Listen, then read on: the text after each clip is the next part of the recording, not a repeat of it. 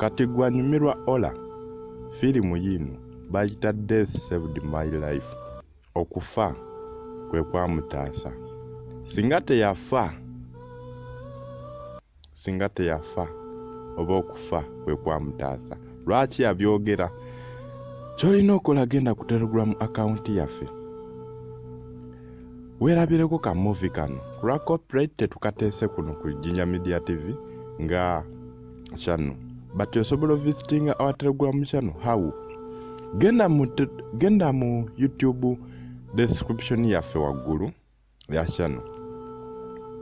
Ogenda okusanga link eriko Telegram account.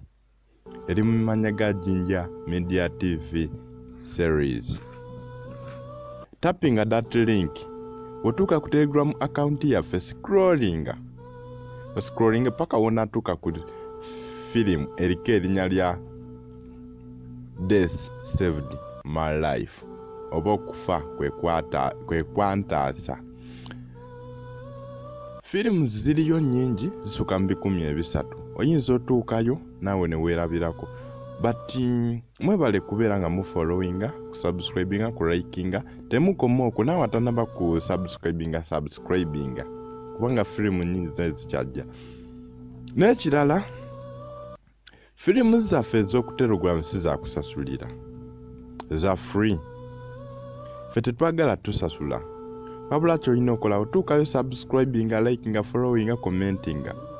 Kyekimu ne wano ku YouTube channel yaffe.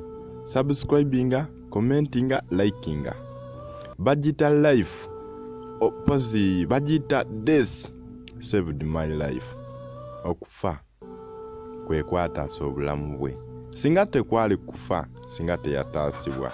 Mwebale kutwagala, mwebale kukeepinga mu subscribinga. Tubaagala nnyo. Bakayita Death Saved My Life. Death Saved My Life. Jinja Media TV forever.